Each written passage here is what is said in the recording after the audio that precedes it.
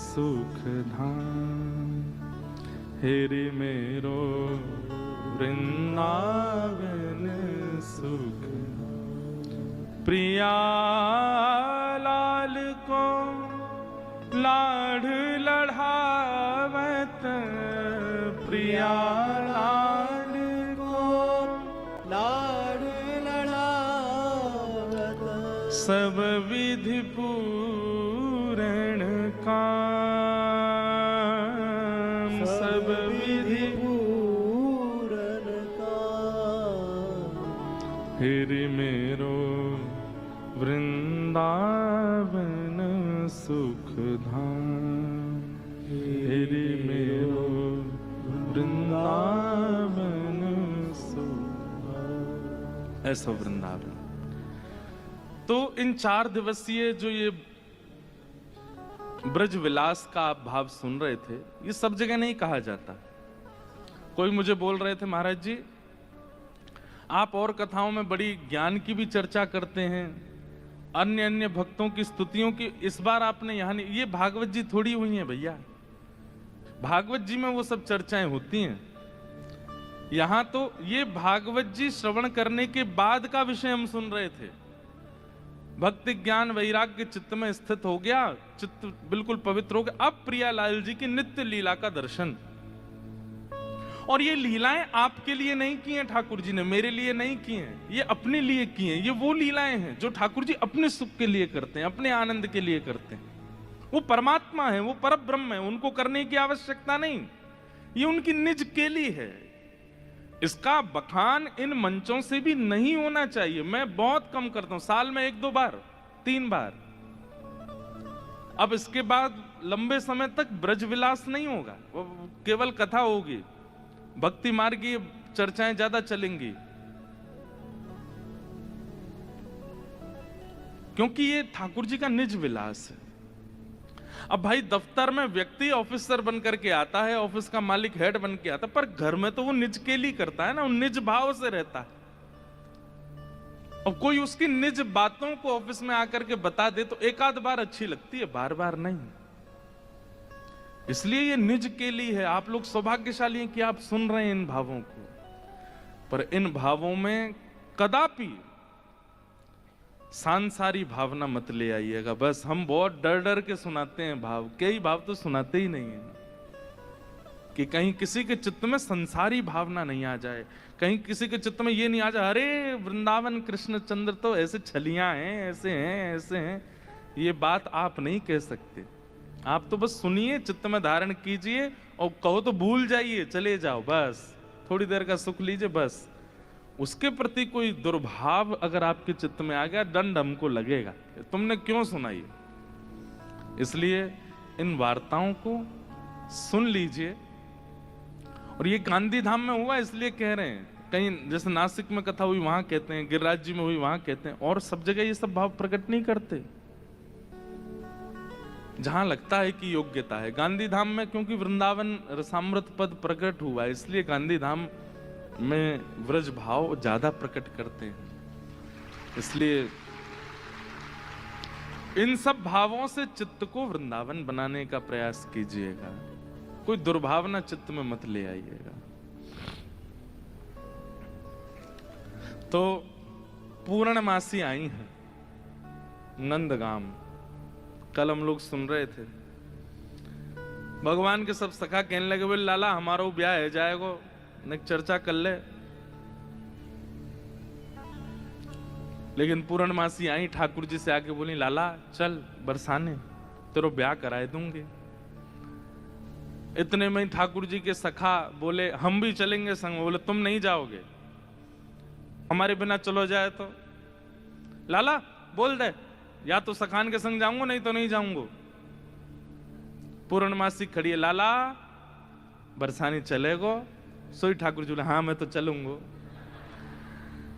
और ये सखा इन्हें रहने दो भले यहीं पर, मैं अकेलो चल दूंगा। सखा बोले अरे लाला तेने सबरी हमारी यारी दोस्ती सब नष्ट कर दी है, नेक में हामी भर दी। बोले तुम तो बूढ़े है गए, तुम्हारा तो ब्याह भयो नहीं, मैं तो कर लूंगा अपनो, मैं तो जाऊंगा। लाला ऐसे मत करे, हम ले चल संग में। कैसे सखा है ठाकुर जी के, पहले तो ठाकुर जी पे इतना भरोसा कर लेते हैं कि हमारे बिना कहीं जाएगा नहीं, ठाकुर जी उन्हीं को छोड़ देते हैं। इतने में ठाकुर जी पूर्णमासी की तरफ चले गए और जाके बोले तुम में तो कोई एक चलेगो मेरे संग। बोले क्यों एक क्यों चलेगो? अरे ससुराल है, कल को हमारी ससुराल बन जाएगो बरसानो, और तुम सबरे ऐसे ऐसे काम करो, तुमने ले जाके मैं नाक कटवाऊंगा अपनी, कोई एक चलो। मधुमंगल मन सुखा तन सुखा धन सुखा, ठाकुर जी के। अच्छा, इनके नाम हो सकता है कुछ और हो, ये नाम तो ठाकुर जी ने रखे हैं। तन सुखा अर्थ क्या निकलेगा? जो तन से बड़ा सुखी है, लेकिन वास्तव में उसको देखो तो उसकी हड्डी गिनने में आ जाएंगी, शरीर बिल्कुल पतला दुबला। ठाकुर जी एक ऐसे धक्का मारे 3 कलामंडी खा जाए, तन से बिल्कुल सूखा हुआ है, उसका नाम ठाकुर जी ने रख दिया तन सुखा। और कोई दूर से सुने तो कौन आ रहा? बोले तन सुखा आ रहा, बोले तन से बड़ा सुखी, लेकिन देखने में बिल्कुल विपरीत है, उसका नाम ठाकुर जी ने तन सुखा रखा। एक है मन सुखा, मन से जो सुखी है, लेकिन उसको देख लो तो ऐसा लग रहा है कि रो रहा है क्या। बात है, ठाकुर जी जब पहली बार मिले तो ठाकुर जी बोले अरे तू रो काई को रो? बोले रो ना रो, मेरो चेहरा ही ऐसा है। ठाकुर जी अरे तू तो मन सुखा है भैया, को नाम मन सुखा रख दो। एक आयो, वो 4 दिन एक ही कपड़ा ने पहने, 5-5 दिन तक एक ही कपड़ा ने पहने, ना नहावे ना धोवे।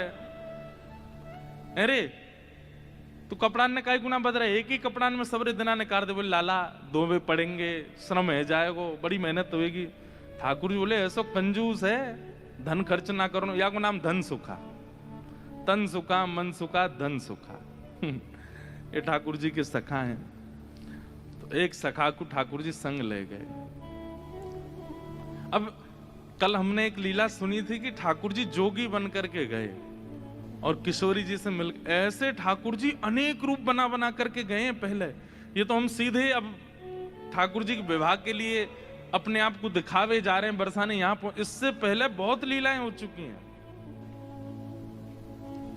एक लीला और आती है कि एक बार ठाकुर जी श्यामा सखी बन करके गए। श्यामा सखी कैसे? ठाकुर जी ये विचार करके गए, मैं जाके किशोरी जी के मन की देख के तो आऊं, ये मेरे सामने तो प्रिय प्रिय बोले मोए, मेरे बिना ही मोए मेरे बारे में कहा बोले, मैं एक बार सुन के तो आऊं। तो ये पूर्णमासी वाली लीला से पहले एक बार और बहुत बार ठाकुर जी बरसाने जा चुके हैं। एक बार ठाकुर जी श्यामा सखी बन के गए। कैसी सखी?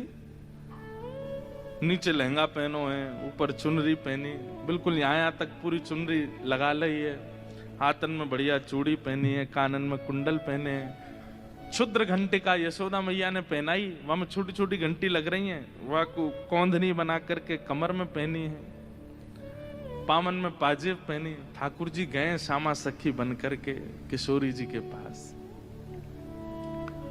बरसाने में प्रवेश कियो। सबरी गोपी के आहा कैसी मनोहर चाल है, नेक सी गोपी कैसी मटक मटक के चल रही है। अरे सखी तू कौन की लाली है?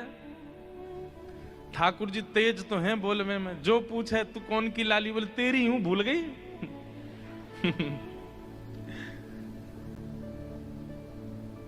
अरे बड़ी चपड़ चपड़ बोला है। पहुंच गए ठाकुर जी बरसाने। बरसाने में द्वार पर जाकर के सखीन से बोले मुझ को भीतर जान दो। सखी बोली कौन हो तुम? बोली मैं श्यामा सखी हूं। कहां ते आई हो? बोले पास के गांव नंदगाम ते आई हूं, और मुझ किशोरी जी ते बहुत जरूरी बात करनी है, मुझको मिलवाओ। एफ ले लो भैया।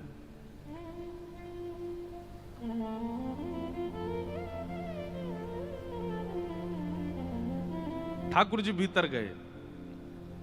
सखीन ने बोली बोले भानु बाबा के पास जाओ, शिकायत आदि करनी है, कोई न्याय चाहिए तो वहां जाओ, ये किशोरी जी के पास आवे के लिए नहीं है। और नहीं, हम तो किशोरी जी से ही बात करेंगी। ऐसी बात है कि मैं वृषभानु जी से ना कह सकूं।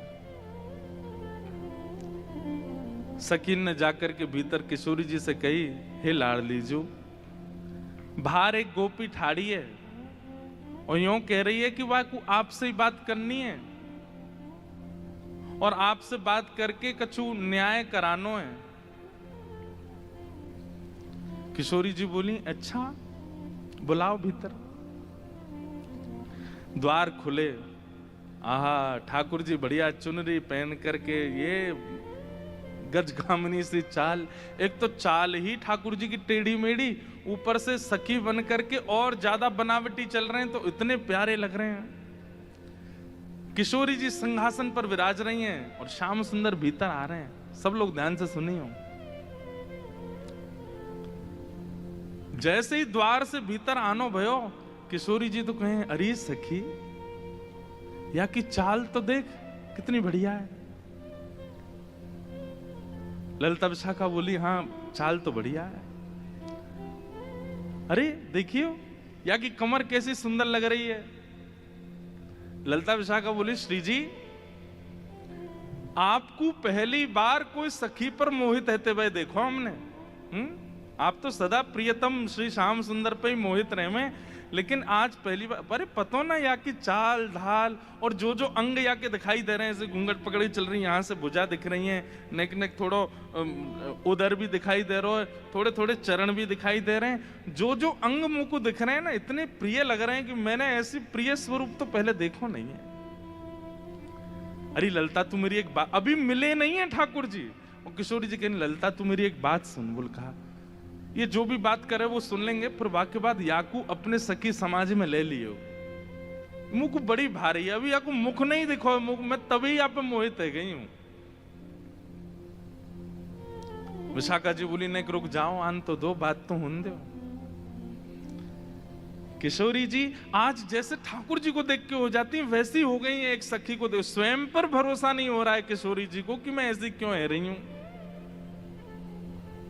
ठाकुर जी आके सामने खड़े है गए,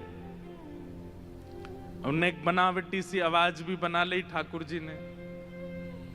किशोरी जी बोली, कहो सखी, कहा नाम है तुम्हारो? अजी मेरो नाम तो श्यामा सखी है। स्वर सुनते ही किशोरी जी के नेत्र बंद है गए। ललिता जी को हाथ पकड़ के कहें, मुकु कहा है रो है, या की चाल, या के रूप रंग सब देख करके तुम, या के स्वर में भी कछु आकर्षण है। ललिता जी बोली, श्यामाजू ऐसे ना करो करें। अरे वो सखी है, वहां पे आप मोहित का को है। बोले, ना पता ना, या मैं तुम्हें ना लग रहा आकर्षण? बोलना हमें तो ना लग रहा। मैं एक बात कहता हूं बंधु, हमारे ठाकुर जी कैसे हैं? रूप, रस, स्पर्श, गंध और शब्द, ये पांचों से आपको अपनी ओर आकर्षित करने की सामर्थ्य रखते हैं। आप कहो कि मैं नेत्रों से देखूंगा नहीं, तो फिर श्री कृष्ण मुझे कैसे भाएंगे? वो कान में ऐसा स्वर बोल देंगे कि स्वर से आप उनके हो जाओगे। आप कहो कि मैं नेत्रों से देखूंगा भी नहीं, कान से सुनूंगा भी नहीं, फिर श्री कृष्ण मुझे कैसे अपनाएंगे?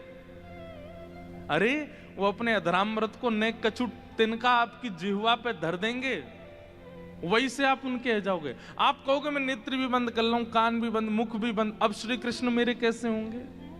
तो वो आपके बगल में आके खड़े हो जाएंगे, उनकी तन की सुगंधी नाक से भीतर जाए, वही से उनके हो जाओगे। आप कहो आंख, कान, नाक, मुंह सब बंद कर लूं, अब श्री कृष्ण मुझे कैसे अपनाएंगे? तो वो केवल अपनी कनिष्ठ उंगली से आपके तन को छू देंगे, वही से उनके हो जाओगे। वो स्पर्श ही इतना सुखदायी होगा कि आप उनको छोड़ नहीं पाओगे।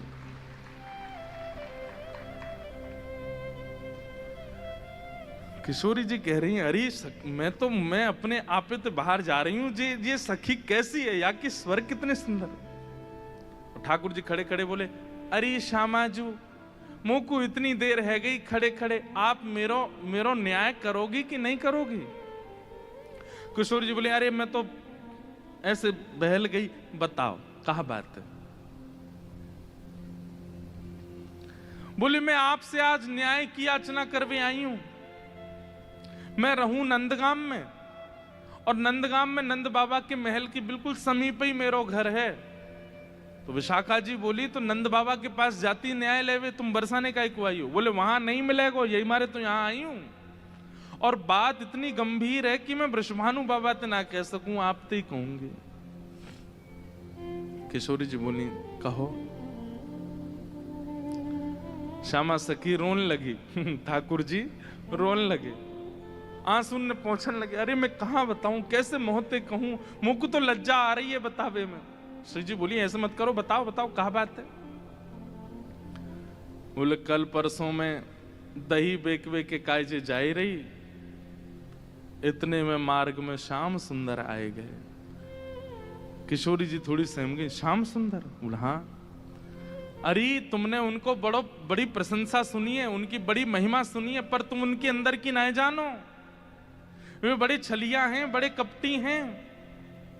किशोरी जी बोली, कहा कियो श्याम सुंदर ने? हमारे ब्रज में रसिया गाते हैं, अरे मेरो मार्ग रोक्यो। ठाकुर जी गा रहे हैं किशोरी जी के सामने, अरे मेरो मार्ग रोक्यो, कृष्ण कन्हैया ने। अरे मेरो मार्ग रोक्यो, कृष्ण कन्हैया। अरे मेरो मार्ग रोक्यो, कृष्ण कन्हैया ने। हरि मेरो मार्ग रोक्यो, कृष्ण कन्हैया ने। अरे मोहे बड़ो दुख दीनो, नंद जी के छैया ने। हरि मोहे बड़ो दुख दीनो, नंद जी के छैया। अच्छा, किशोरी जी कह रही, कहा कियो माने? ओ मार्ग में मिल गए नंद लाला, मार्ग में मिल गए नंद लाला। संग लिए बहुत से ग्वाला, संग लिए बहुत से ग्वाला। हाँ, मार्ग में मिल गए नंद लाला, मार्ग में मिल गए नंद लाला। संग लिए बहुत से ग्वाला, संग लिए बहुत से। अरे मेरो घूंघट खोलो, हरि मेरो घूंघट खोलो। हाँ, अरे मेरो घूंघट खोलो। हरि मेरो कौन ने? खोलो। हाँ, बंशी बजैया ने। हरि मेरो घूंघट खोलो। बंशी बजैया हे। अरे मेरो मार्ग रोक्यो, कृष्ण कन्हैया ने। हरि मेरो मार्ग रोक्यो, कृष्ण कन्हैया। हाँ, अरे मोहे बड़ो दुख दीनो, कन्हैया कन्हैया ने।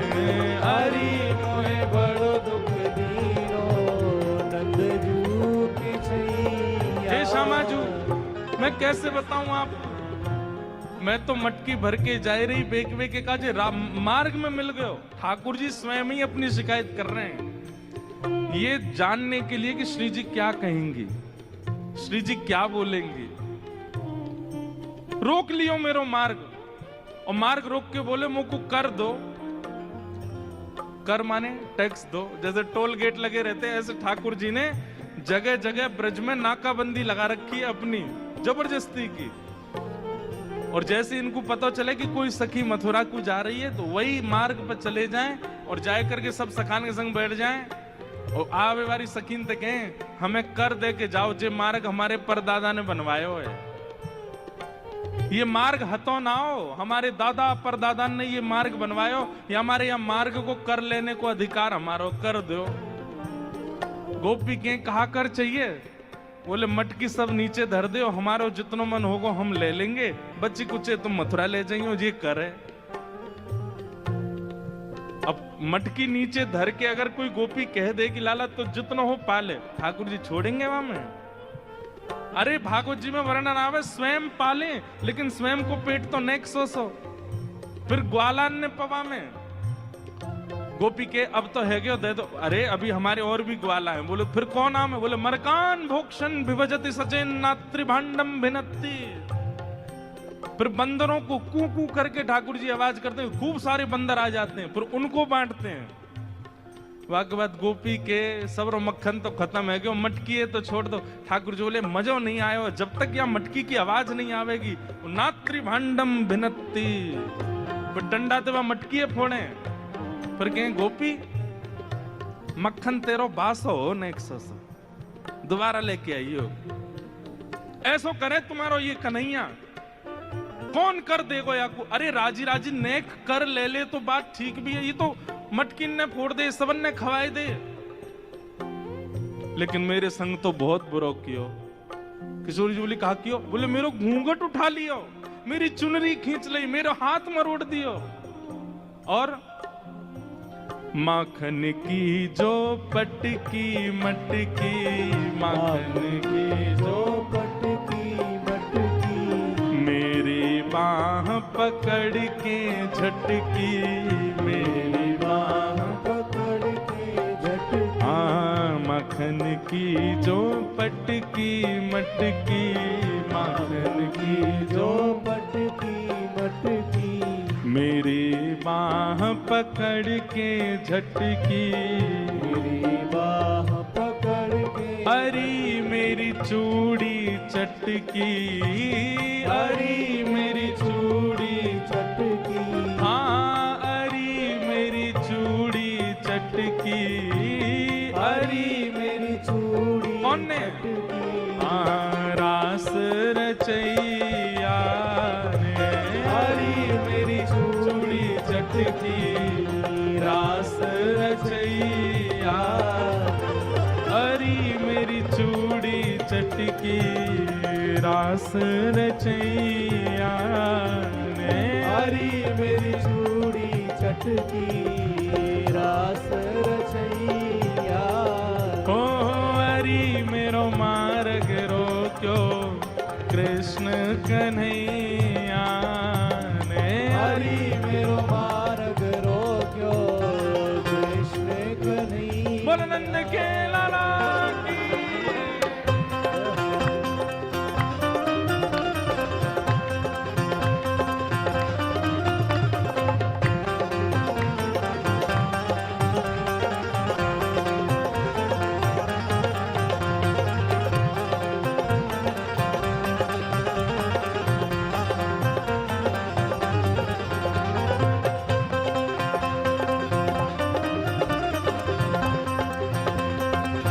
बोल राधा रमण लाल की।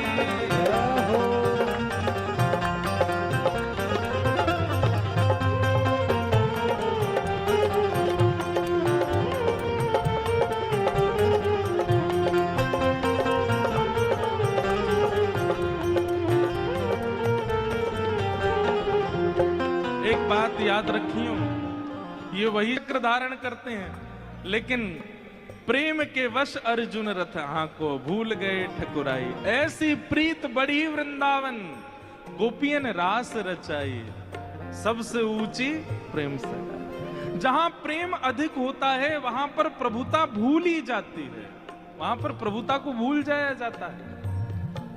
ठाकुर जी किशोरी जी के सामने खड़े हैं और किशोरी जी तो कह रहे हैं अरे मेरे संग तो बहुत बुरा किया, रोन लगे जोर जोर से, पछाड़ खा खा के गिरे हैं। किशोरी जी कहें अरे ललता या कुछ संभालो, ये तो बहुत रो रही है। अच्छा इतना ही कियो और तो कुछ ना कियो? अरे कहाँ बताऊं और कहा कियो? बोले और कहा कियो? पकड़ूं तो मेरे हाथ ना आवे, पकड़ूं तो मेरे हाथ ना आवे, पकड़ूं तो मेरे हाथ ना आवे, पकड़ूं तो मेरे हाथ ना आवे, अंगूठा दिखाए सरक सो जावे, अंगूठा दिखाए सरक सो जाए। हाँ अंगूठा दिखाए सरक सो जावे, अंगूठा दिखाए सरक सो जाए। अरे मोहे नाच नचायो, अरे मोहे नाच नचायो। अरे मुंह को इतनो डुलावे इतनो डुलावे, सब मेरी मटकी फोड़ दे, मेरी चुनरी खींच दे, हाथ मरोड़ दे, चूरी ने तोड़ दे, और मैं पकड़ में जाऊं तो जन कौन कौन सी गलीन में भाग जाए, हाथ ही ना आवे मेरे। इतनो नचावे इतनो, कल तो हाँपते हाँपते मेरी सांस फूल गई। अरी मोहे नाच नचायो, अरी मोहे नाच नचायो, हाँ अरी मोहे नाच नचायो, अरी मोहे नाच नचायो। धेनु चरैया ने अरी मोहे नाच नचायो, धेनु चरैया अरी मोहे नाच नचायो, गैया चरैया ने अरी मोहे नाच नचायो, गैया चरैया हे अरी मेरो मार्ग रोक्यो, कृष्ण कन्हैया ने हरि मेरो मार्ग रोक्यो, कृष्ण कन्हैया। लेकिन श्री जी मेरी एक बात सुनो, बोले कहा मैं तो चाहूं भी ना हूं कि वो मेरे पकड़ में आवे, क्यों बिना पकड़ के इतना ऊधम मचावे, पकड़ लूंगी तो जन कहा करेगो। हाँ वह ऊधम जो बहुत मचावे, वह ऊधम जो जो बहुत नचावे, मेरी एक पेश नहीं आवे, मेरी एक पेश नहीं आवे। वह ऊधम जो बहुत मचावे, वह ऊधम जो जो बहुत नचावे, मेरी एक पेश नहीं आवे, मेरी एक पेश नहीं आवे।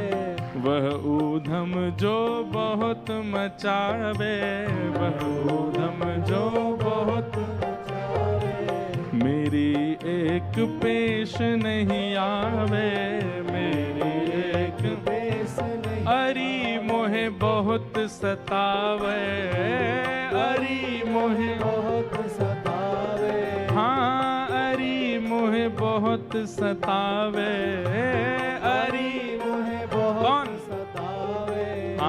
नाग नथैया ने अरी मोहे बहुत सतावे, नाग नथैया अरी मेरो मार्ग रोक्यो, कृष्ण कन्हैया ने अरी मेरो मार्ग रोक्यो, कृष्ण कन्हैया। हे अरी मोहे बड़ो दुख दीनो, यशोदा के छैया ने अरी मोहे बड़ो दुख दीनो, यशोदा के छैया। हाँ अरी मेरो मार्ग रोक्यो, कृष्ण कन्हैया ने हरि मेरो मार्ग रोक्यो, कृष्ण कन्हैया। बोल छैल छगनिया गोपाल की जय, छैल छगनिया गोपाल। ऐसो कष्ट दे मोकू, मैं कहा बताऊं आपको। श्री जी थोड़ी घबरा सी गई। अच्छा श्री जी को यह है कि अकेले में मुंह से कन्हैया की बुराई कर ले तो मैं सह भी लूं। ये ललिता विशाखा के बीच में काहे को बोल रही है? ये तो वैसे ही उनसे चिड़ी रहे हैं इतनो, इनके सामने क्यों कह रही है? श्री जी कह रही हैं, अरे तू चिंता मत करे, श्याम सुंदर को हृदय कारो नहीं है, वो बस स्वरूप ते ने कार्य से लगे, वो ने अपनी लीलान में थोड़े से ऐसे चटक मटक से हैं, बाकी हृदय से ऐसे नहीं है। तो ठाकुर जी तो सुनने आए हैं ना कि मेरे बारे में कैसे विचार हैं श्री जी के। अच्छा आप बड़ी हृदय की जानो उनकी। ठाकुर जी कह रहे हैं आप बड़ो पता हो उनके हृदय को। श्री जी बोली मतलब ऐसो तो मुझे ना पता, लेकिन हाँ जितनो मैंने सुनो है, जितनो मैंने जानो है, वहां से मेरो अंदाजो ऐसो है कि वो हृदय ते ऐसे नहीं है, वो तो बस एक लीला करें। ठाकुर जी बोले, अरे श्यामाजू तुम कहा जानो, जाको रंग कारो होवे ना, जो भीतर ते अत्यंत कारो है जाए, वाको रंग भी कारो है जाए। अब तो ठाकुर जी ऐसी ऐसी बुराई करने लगे अपनी ही कि श्री जी को न क्रोध आवे। और फिर इनके हृदय के भाव सुनू में, जाको हृदय बड़ो कारो रे ना, वाको रंग भी कारो है जाए। ये श्याम सुंदर केवल लीला नहीं करे, ये हृदय तो ही ऐसे हैं। मुझे तो ऐसा लगे जैसे जैसे आपने भौरा देखो है ना श्री जी, वो एक पुष्प पे बैठे वाको रस ले, फिर दूसरे पुष्प पे चलो जाए वाको रस ले। और देखो भौरो भी कारो रे और एक कन्हैया भी कारो, जे एक को कभी नहीं रह सके, ये तो सबको है। कमर भी टेढ़ी, चाल भी टेढ़ी, मुख भी टेढ़ी। और मुझे तो ऐसा लगे यशोदा मैया गोरी, नंद बाबा गोरे जी, इनको छोड़ा ना है जी कहीं औरतें आयो है। ठाकुर जी बड़ी बड़ी बुराई करने लगे अपनी ही किशोरी जी के सामने। थोड़ी देर तो किशोरी जी सुनती रहीं, और थोड़ी देर बाद किशोरी जी को क्रोध आया, अपने स्थान पे खड़ी है गई, बोले ए श्यामा सखी, बहुत देर रह गई तो बोलते बोलते, अब एक नहीं सुनूंगी तो तेरी कितने मक्खन चुरा लिए, कितनी मटकी फोड़ दी तेरी। अरे ललता लेके आ भीतर, तो याकू दे दे। यहाँ आ गई है रोवे के काजे, श्याम सुंदर की बुराई कर रही है, यहाँ पे खड़े है कि तू कहाँ जाने, वो कौन है। अरे पूरा ब्रह्मांड उनकी भ्रगुटी पर नृत्य करे, वो अगर अपनी भौं उठा दें तो नूतन प्रलय है जाएगो। अरे तुम ब्रजवासीन के प्रेम के काजे बेचारे यहाँ आए गए हैं, तुम ते नेक लीला कहा कर ली, शिकायत करवे आ गई वहां पे। और तू बड़ी श्याम वरण श्याम वरण श्याम वरण पे बहुत बोल रही कि जो हृदय को कारो वही स्वरूप ते कारो होवे। तू जाने कहा है वास्तव में, तोए देखें लोग, मोए देखें लोग, और कोई भी दृष्टा बने या हमारे अपना स्वरूप छुपाए करके आए वे, यदि अपने वास्तविक रूप में प्रकट हो जाएं तो कोटि कोटि कंदर्प लुटावे लग जाएंगे, तो भी उनके रूप की उपमा नहीं कही जा सके। उनकी बुराई कर रही है मेरे सामने खड़े है के वो टेढ़े से रह में, वो ऐसे रह में, वैसे। तू जाने कहा है उनके बारे में। अरे इंद्रादि देवता थर थर कांपे जिनके मारे, वो यशोदा मैया और तुम सब ब्रज गोपीन के काजे सहज है गए, सरल है गए, प्रेम के अधीन है करके सब लीला कर रहे हैं, और उनकी शिकायत कर भी आ गई है मेरे सामने। ठाकुर जी सुन के बड़े खुश है रहे मनी मन। आहा जैसे श्री जी ने शांत है जाए, ठाकुर जी फिर एक कोई बात बोल दे, फिर श्री बिल्कुल मत बोलियो, एक शब्द नहीं सुनूंगी श्याम सुंदर के लिए। खंबायुग्निम सलिलम महिम च ज्योतिम से सत्वानि दृशो द्रुमादीन सरित समुद्राम हरे शरीरम यत्किंच भूतम प्रणमेत अनन्यम। ये पूरा ब्रह्मांड उनका स्वरूप है, उनके रोम में कोटि कोटि ब्रह्मांड लुढ़कते हैं। इस ब्रह्मांड पर कृपा करके, इस भूमि पर कृपा करके वो जन्म लेकर के नंद यशोदा के यहाँ आ गए, और तुम उनके महत्व को नहीं समझ रही हो। अरे कोई ऊंची पदवी पर बैठो भयो, जब प्रेम के अधीन है जाए तो वो अपनी पदवी छोड़ करके कई बार आपके संग बैठ के पान लगे, आपकी थाली में बैठ के भोजन करने लगे। कोई आपकी थाली में भोजन कर रहा हो या को मतलब वो आपसे प्रेम बहुत करे। अरे सखी तू जाने ना है श्याम सुंदर को, वो साक्षात परमात्मा है। वो यदि तुम्हारे संग ये लीला कर रहे हैं तो अपने भाग्य मनाओ, अपने सौभाग्य मनाओ। उनकी रूप कांति को मैं कहा वर्णन करूं, कोटि कोटि किशोरी जी वार दई जाएं तो भी श्याम सुंदर की रूप की महिमा ना कही जा सके।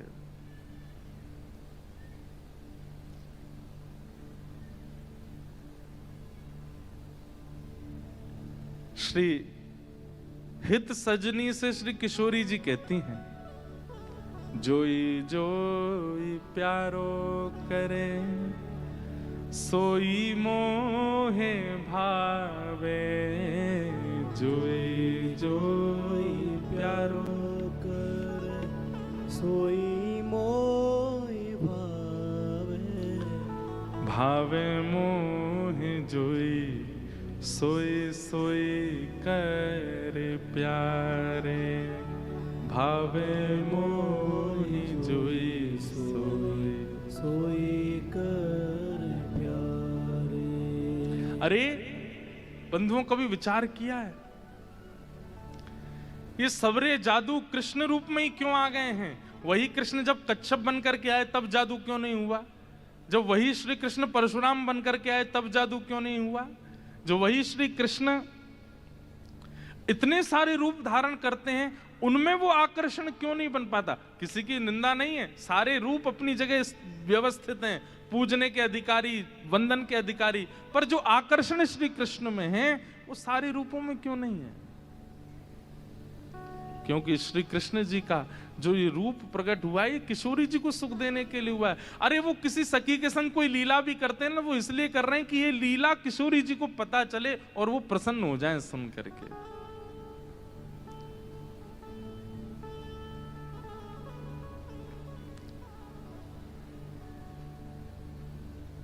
मेरे सामने एक शब्द नहीं बोली उनके बारे में।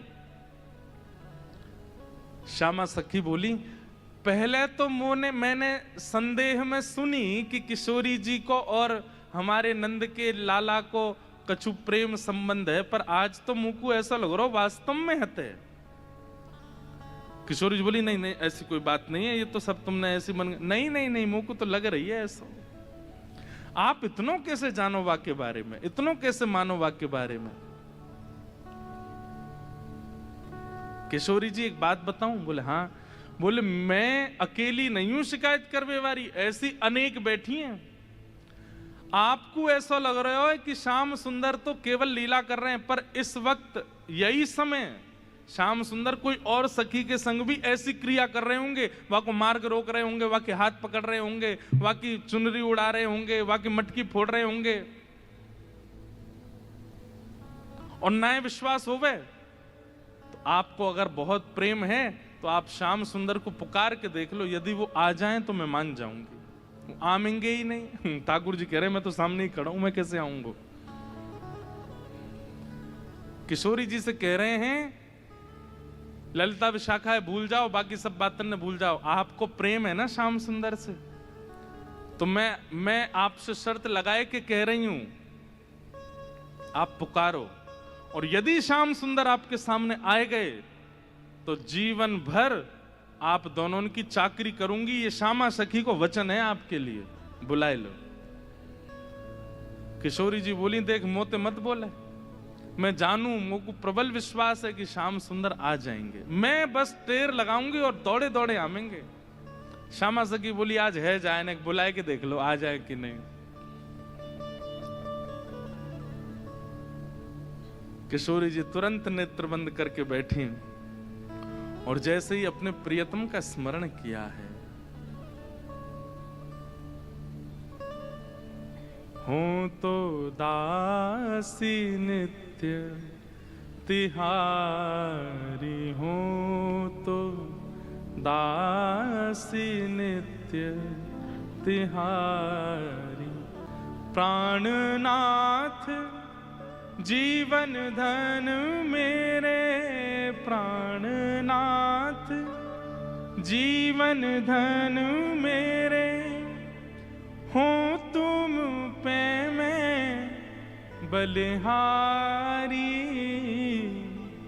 हो तो दासी नित्य तिहारी, हो तो दासी नित्य तिहारी, हो तो दासी नित्य तिहारी, हो तो दासी नित्य। हमारे भारत में एक बड़े अच्छे रसिक हुए श्री हनुमान प्रसाद पोद्दार जी महाराज भाई जी, उन्होंने षोडश गीत लिखे हैं। एक गीत ठाकुर जी गा रहे हैं किशोरी जी के लिए, और दूसरा गीत किशोरी जी गा रही हैं ठाकुर जी के लिए। इतना सुंदर है, मेरा बहुत समय से मन है कि कभी मैं षोडश गीत पर चर्चा करूं। 16 गीत जो हमारे भाई जी ने गाए हैं बहुत सुंदर है। उनमें से एक गीत ये किशोरी जी गा रही हैं ठाकुर जी के लिए। क्या कह रही हैं?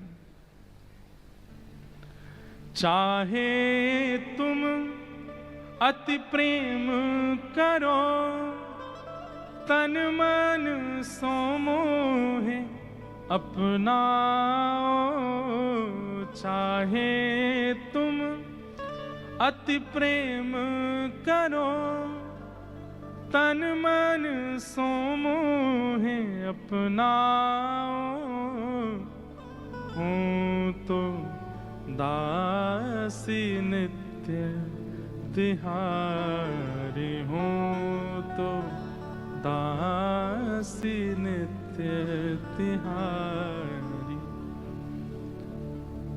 नेत्र बंद करके किशोरी जी स्मरण कर रही हैं श्याम सुंदर को, और जब कह रही हैं कि हे श्याम सुंदर मैं तो आपकी दासी हूं, जबकि ये बात गलत है। ठाकुर जी दास मानते हैं अपने आप को किशोरी जी के चरणों का, लेकिन आज किशोरी जी ने वास्तव में तो बात यह है कि जैसे ही नेत्र बंद किए हैं किशोरी जी ने और स्मरण करना प्रारंभ किया, कहां है श्याम सुंदर, कहां है मेरे प्राणनाथ, कहां है मेरे जीवन धन। तो जैसे किशोरी जी ने नेत्र बंद करके स्मरण कियो तो किशोरी जी पूरे ब्रजमंडल में भ्रमण कर आई, लेकिन ठाकुर जी नहीं मिले। किशोरी जी बोली हाँ श्याम सुंदर गए कहां, आज मेरे प्राणनाथ गए कहां। और ध्यान लगा करके देखो, श्याम सुंदर किसी गिरी कुंज में तो नहीं बैठे, कहीं यमुना तट पे तो नहीं बैठे, कहीं दूर तो नहीं चले गए, दिख क्यों नहीं रहे हैं। और तभी किशोरी जी को ढूंढते ढूंढते ढूंढते दिखाई दियो बरसानो भवन। किशोरी जी कह रही है बरसानो भवन क्यों दिख रहा है। तभी किशोरी जी को दिखाई दियो अपनो ही निकुंज, ये मेरो निकुंज काई को दिखाई दे रहा है। अरे कहीं ऐसा तो नहीं श्याम सुंदर यहीं कहीं छुप करके बैठे हैं। और मन में ध्यान से देखो तो किशोरी जी को अपनो ही अंतःपुर दिखाई देने लगो। किशोरी जी बोली मेरे अंतःपुर में तो केवल ललिता है, विशाखा है, मैं हूं और श्यामा सखी। और ध्यान लगा करके देखो तो क्षुद्र घंटिका दिखाई देने लगी जो श्यामा सखी ने पहन रखी है। किशोरी जी बोली ये क्षुद्र घंटिका, ये तो मैंने अभी कहीं, अरे ये तो श्यामा सखी की कमर पे देखी। और जब और ध्यान लगा करके देखो तो घूंघट के भीतर कमल नैन मटक रहे हैं, इधर उधर आंख मटका रहे हैं। तुरंत किशोरी जी ने नेत्र खोल करके गई श्याम सुंदर आप तो सामने ही खड़े हो। और जैसे ये बात कही ललिता विशाखा दौड़ करके कहां है कहां है कहां, बोले यही श्यामा सखी पकड़ो याकू। ठाकुर जी दौड़न लगे वहां से, इतने में ही पकड़ ली और पकड़ करके जैसे ही चुनरी उतारी, आहा श्याम सुंदर तो सामने ही खड़े।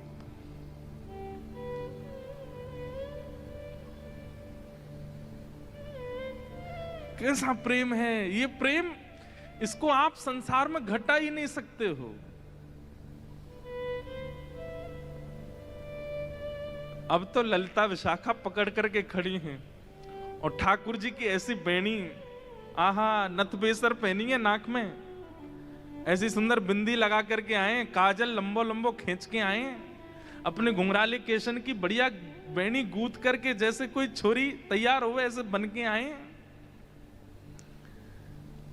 किशोरी जी बोली पकड़ के रखो अब इनको, ने रज रज के देख तो लूं आज, हैं सामने आए के श्यामा सखी बन के अपनी बुराई कर रहे हो मुझे। अरे श्यामाजू मैं तो आपके हृदय की जान में आयो कि आप मेरे बारे में कैसी विचारधारा रखो, मेरे बारे में आपके हृदय में कैसे भाव हैं। किशोरी जी बोली तो कहा सुनो आपने कैसे भाव हैं।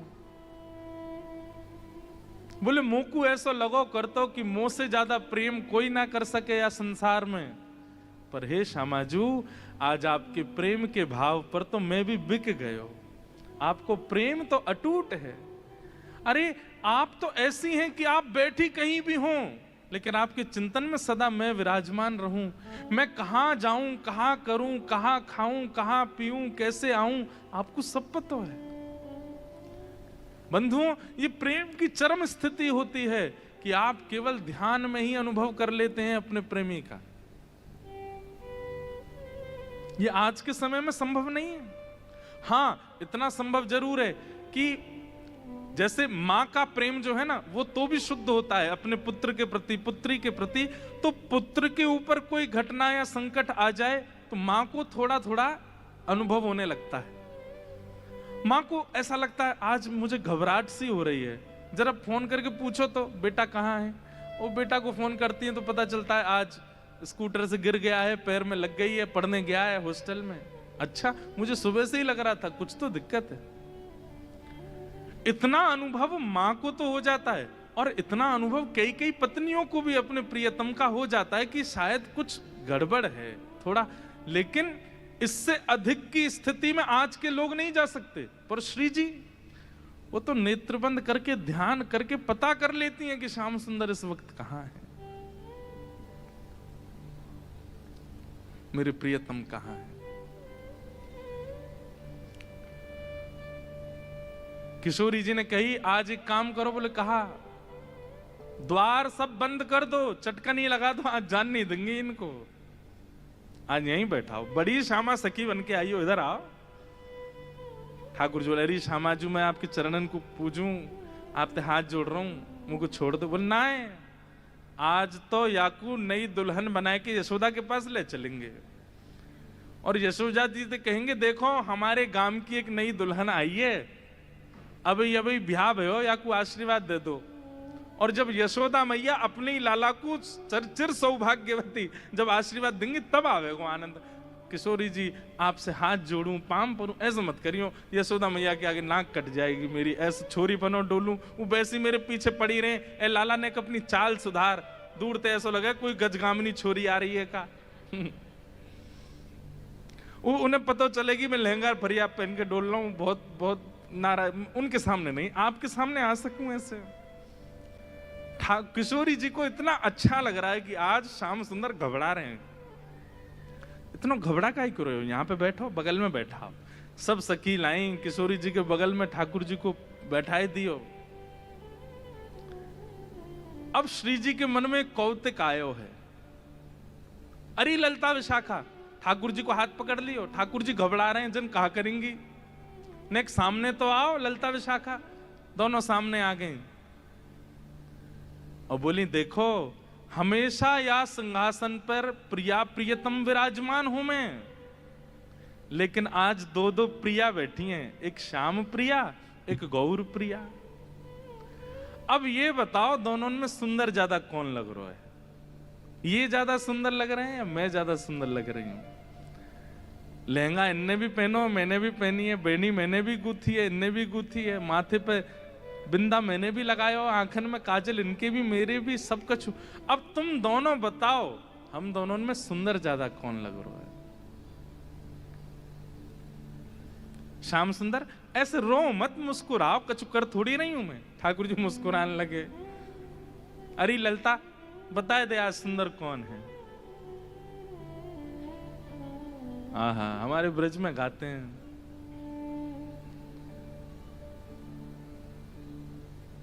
कौन की अति नीकी बेसर,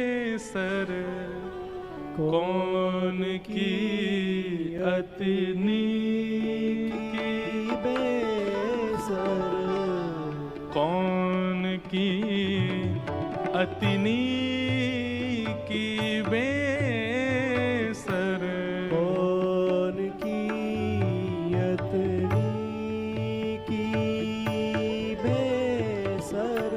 कौन की अति नीकी बेसर, कौन की अति नीकी बेसर, होड़ परी प्रियतम और प्यारी, होड़ परी प्रियतम और प्यारी। हाँ आपको समझ में आ रहा है ना भाव। पद में श्री नंददास जी कह रहे हैं कौन की अति नीकी, नीकी मतलब सुंदर, बेसर, बेसर यानी कि नथ जो पहनते हैं, आज ठाकुर जी भी नथ, हमारे लाला नथ बेसर रोज ही पहनते हैं। इस दिन के बाद से ये जो अब लीला आप सुन रहे, इस दिन के बाद से ठाकुर जी ने नियम बना लिया, वो पुरुषन को भी श्रृंगार करें और छोरी को भी श्रृंगार करें। इसलिए हमारे बिहारी जी आपको सदा लहंगा में ही मिलेंगे, लहंगा ही पहनते हैं रोज। साल में केवल एक बार, कौन सी तारीख को अभी निकल के गई, अक्षय नवमी, अक्षय तृतीया, अक्षय तृतीया के दिन पजामा पहनते हैं बस। उस दिन चरण दिखते हैं, उस दिन ठाकुर जी पीताम्बरी पहनते हैं। नहीं तो हमारे बिहारी जी को आप 365 दिन देख लो, लहंगा में ही रहते हैं, पूरे ऊपर से नीचे तक पहनते हैं। इस लीला के बाद से ठाकुर जी ने नियम बना लिया, नथ बेसर रोज पहनते हैं। इसलिए आज द्वारिका में भी नथ पहनते हैं ठाकुर जी, नाथ द्वार में भी नथ पहनते हैं ठाकुर जी। कोई नथ पहनता है? भाई लोग कल से कम नथ पहन के घूमो एक बार गांधी धाम में, कैसे लगोगे? अब आप इतने हंस क्यों रहे हो? हमारे लाला पहने, हम नहीं पहन सके? देखो हमारे गिरधर लाल जी को चित्र है, या नथ पहनी भई है। बस अंतर इतना, ठाकुर जी इधर पहने, श्री जी इधर पहने। नथ रोज पहनते हैं ठाकुर जी। किस भाव से? कि श्री जी को मेरो ये स्वरूप बड़ो भाग्यो है। उनको इस बात की चिंता नहीं है कि दुनिया क्या बोलेगी, बताओ पुरुष है कि नथ पहनते हैं। नहीं, श्री जी की प्रसन्नता के लिए पहनते हैं ठाकुर जी, उनको लज्जा नहीं।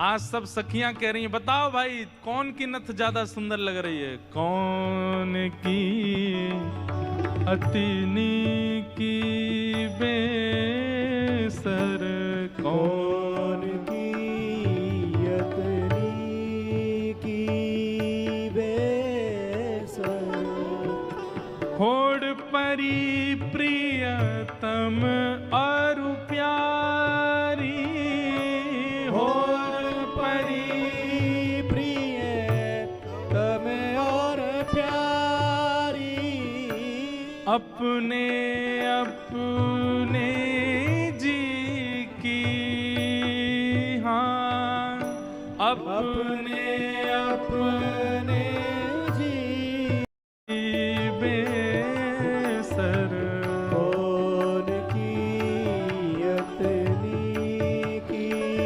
बेसर, कौन की अतिनी की बेसर, कौन की अतनी की, कौन ज्यादा सुंदर लग रहा है? अच्छा, अब तक तो ललिता विशाखा बड़ी खुश हैं, क्यों? लीला चल रही है, हम देख रहे हैं, लेकिन अब तो किशोरी जी ने यही दोनों फंसा दी। बैठो सामने, बताओ दोनों में सुंदर कौन लग रहा है? अब ललिता जी जब श्याम सुंदर को देखती हैं तो उन्हीं पे ही मोहित हो जाती हैं, पर उनके बाद जब श्री जी को देखती हैं तो श्री जी से नजर नहीं हटती। मतलब दोनों इतने प्रिय लग रहे हैं कि एक को यदि थोड़ी देर देखने लग जाए तो नेत्र को दूसरी ओर ले जाने के लिए बड़ा श्रम करना पड़ता है, और दूसरी जगह पहुंच जाए तो वहीं अटक जाती हैं। भैया, दो पात्र में जल धर दिया, एक सा जल है, एक ही बोतल से निकला हुआ जल है। अब आपसे यूं कही जाए दोनों पी के बताओ बढ़िया कौन सा है? अरे इसमें कैसे बताऊं मैं? ये दोनों एक ही पात्र में, बस पात्र अलग अलग हैं, बाकी एक ही पात्र से निकले हुए दो गिलास में जल है। अब इसमें कैसे बताएं कौन सा मीठा कौन सा फीका? लेकिन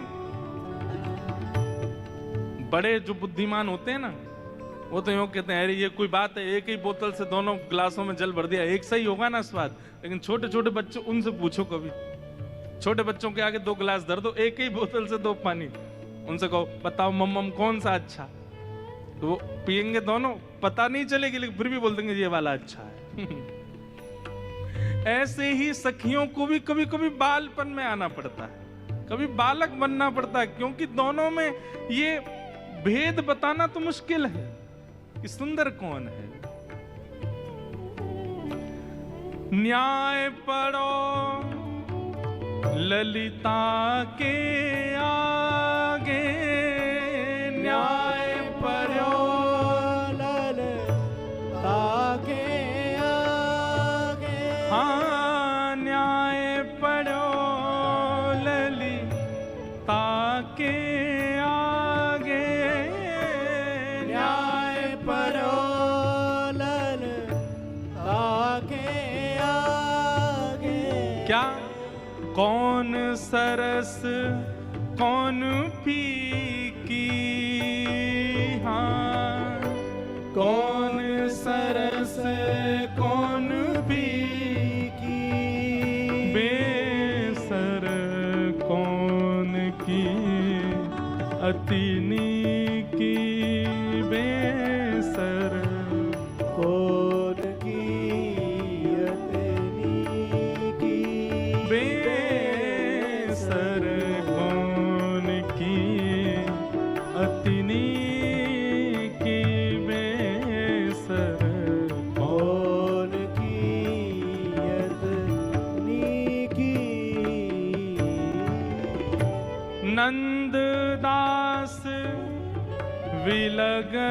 जिन मानो नंद दास विलग जिन मानो हो नंद दास विलग जिन मानो नंद दास विलग जिन मानो। वास्तव में हो क्या रहा है? ललिता विशाखा अंदर ही अंदर रो रही हैं और अंदर ही अंदर, क्योंकि किशोरी जी ने ये क्रम शुरू किया तो किशोरी जी को कम देख रही हैं, ठाकुर जी को ज्यादा देख रही हैं, क्योंकि किशोरी जी नहीं तो ये खेल शुरू करवाया। बताओ दोनों में सुंदर कौन? तो उनसे क्या कहें? तो ठाकुर जी को देखती हैं और देखते देखते देखते अश्रु भराते हैं नेत्रों में। बोले आप ही बताओ ना क्या करें, दोनों ही समान लग रहे हो हमको, दोनों ही एक जैसे लग रहे हो, दोनों में ये न्याय करना बड़ा मुश्किल है गो। ठाकुर जी आप ही कछु संकेत करो, क्या बताएं? तो जैसे ठाकुर जी ने देखी ललिता विशाखा बड़ी परेशान है गई हैं, तो पहले ठाकुर जी नेत्र बंद कर लिए और नेत्र बंद करके मानो ऐसे करके बैठ गए। बोले कि अगर तुमने इनको श्रेष्ठ बतायो तो फिर याद रखियो, तुम बच के दिखाइयो मोते। और श्री ललिता विशाखा सोच रही भाई जीनो तो हमें श्री जी के संग है, और श्री जी की अगर हम प्रशंसा कर देंगे तो ठाकुर जी नहीं छोड़े, ठाकुर जी की कर देंगे तो फिर श्री जी कहेंगे अच्छा जाओ नंदगाम में बोरिया बिस्तर लेके जाओ, वहीं रहो, यहाँ नहीं रहना। अंत में ठाकुर जी से कहने लगी, बोले इशारे में ही बात हो रही है, कुछ कह नहीं रहे। बोले बताओ तो क्या करना है। अंत में ठाकुर जी को दया आ गई और दया आके ठाकुर जी ने ऐसे इशारा किया, बोले इन्हीं की बताओ, बेसर इन्हीं की अच्छी है। बोले मेरी प्रशंसा कर दोगे मोह सुख नहीं मिलेगा, इनकी प्रशंसा करोगे ये राजी भी आ जाएंगी, मोह भी सुख मिलेगा। आहा। कछु एक सरस लली की बेसर, एक सरस लली की बेसर, कछु एक सरस लली की बेसर, एक सरस लली की बेसर कौन की अतिनी की बेसर, कौन की अतनी की बेसर, कौन की अतिनी की बेसर, कौन की अतनी की। अंत में ठाकुर जी ने इशारों कर दिया, बोले इन्हीं की बेसरनी की है, यूं कह दो। और ललिता विशाखा बोली कछु नेक सरस, ये नहीं स्पष्ट बोला कि श्री जी की बेसर, श्री जी को श्रृंगार ज्यादा सुंदर है। क्या कह रही है? बोले हे नंद नंदन हमें क्षमा करियो, कछु नेक सरस लली की बेसर, आपसे नेक, नेक ज्यादा नहीं, नेक सुंदर हमारी श्यामाजू लग रही है। और ये बात कहते ही ठाकुर जी सिंहासन से नीचे आ गए कि अरे जय हो हमारी श्यामाजू की जय हो, हमारी लाडली जू की जय हो, हमारी वृषभानु दुलारी की जय हो।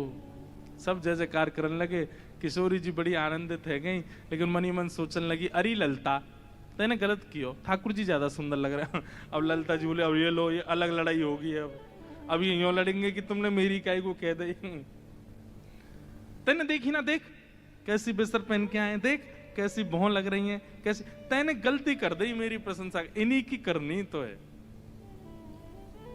आप कह रही हो तो यही सुंदर, अच्छा तो या को मतलब तेने वास्तव में ना कही, अब इनके पक्ष में चली गई।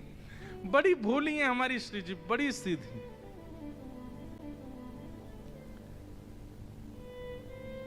सेवा धर्म का एक स्वरूप और होता है, हां में हां, ना में ना। हमारे सेवक जो कहते हैं वो, हमारे स्वामी जो कहते हैं उसमें हाँ है। हमारे स्वामी अगर कहते हैं रात्रि के 2 बज रहे हैं तो समझो 2 ही बज रहे हैं। हमारे स्वामी कहते हैं कि भाई बड़ी ठंडी पड़ रही है तो कंबल लाके उड़ा दो, बोले ठंडी होगी जेठ के महीना में। ये सेवक धर्म है भैया, ये सामान्य नहीं। अपनी बुद्धि मत चलाइए। आजकल के सेवक तो विचित्र होते हैं। गुरुजी ने अपने चेला से कही, चेला राम रात्रि हो गई बेटा, चलो लाइट बंद कर दो। बोलो गुरुजी आंख बंद कर लो, अंधेरा अपने आप हो जाएगा।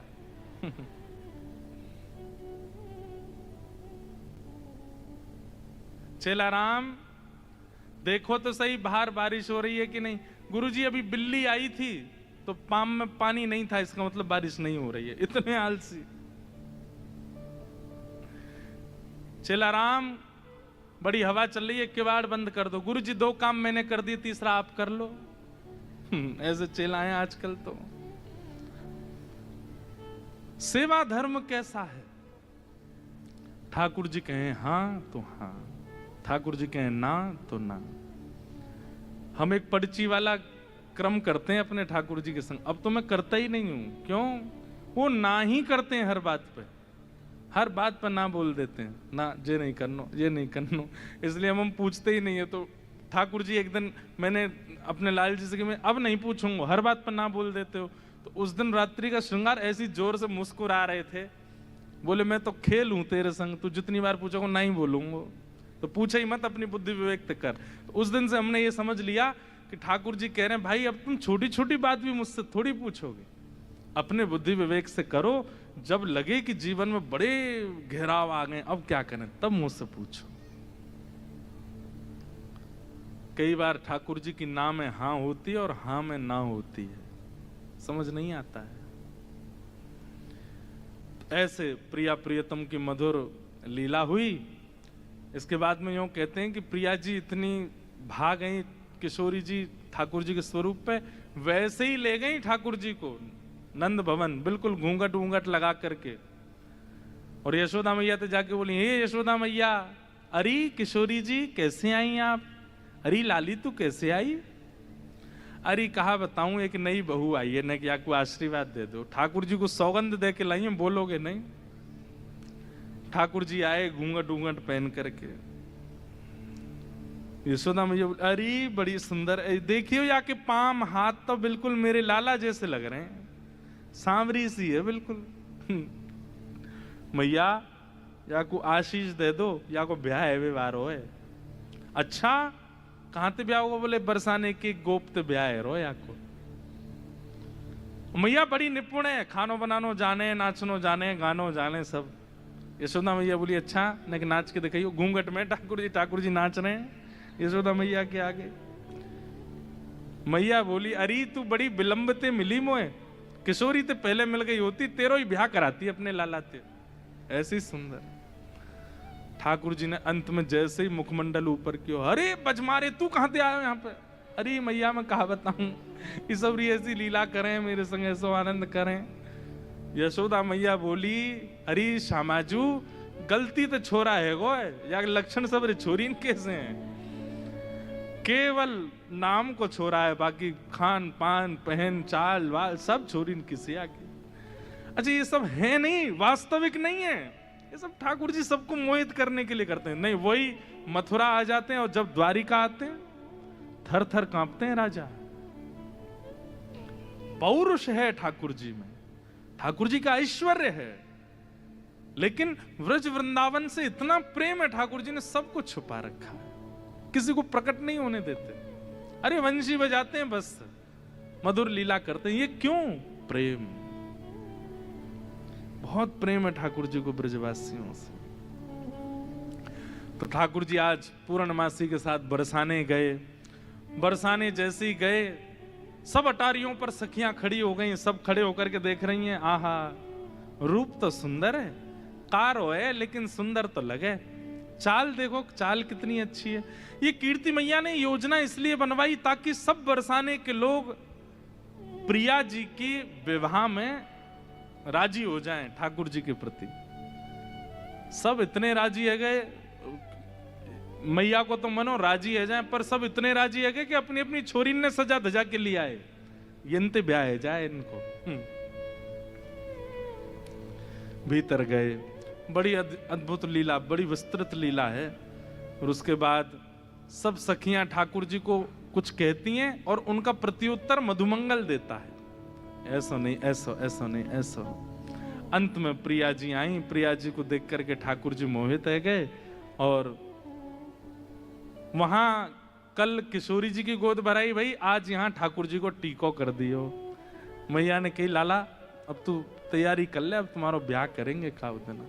और ऐसे करके दोनों के ब्याह पक्का भय। बड़ी लीलाएं हुई, सब लीलाओं का तो विस्तार है। मूल रूप में ये बात क्या है, ये कथाएं कौन सुन रही हैं? 16,100 राजकुमारियां सुन रही हैं। कृष्ण विरह में विरही वो राजकुमारियां सुन रही हैं और श्री उद्धव जी सुना रहे हैं। और श्री उद्धव जी के मुख से ये भाव सुन करके उनके नेत्रों से अश्रुपात हो रहे हैं। कृष्ण विरह कम लगने लगा, कृष्ण विरह फीका लगने लगा। अब तो ब्रजवासियों का प्रेम भाव वही नेत्रों से छलक रहा है। अब उद्धव जी महाराज पूछते हैं आप सब की अब इच्छा क्या है? कृष्ण चाहिए? बोले कृष्ण नहीं चाहिए, अब तो हमको किशोरी जी के चरणार विंद चाहिए, अब तो इन ब्रजवासियों के चरणार विंद चाहिए, या ब्रज में अखंड वास मिल जाए, बस हमें यही चाहिए और कुछ नहीं चाहिए। ऐसी भावना है। इन सब भावों के साथ बड़ी लीलाएं सब सुना रहे हैं। आज कथा का यहाँ विश्राम हो रहा है। हम गांधी धाम वैसे तो आते रहते हैं हर साल ही, और इस बार तो 2 बार आना हो गया है। अप्रैल में भी आए, अभी भी आए। आपकी इच्छा तो रहती है, हमारी भी इच्छा बार बार यहाँ आने की होती रहती है। अच्छा लगता है।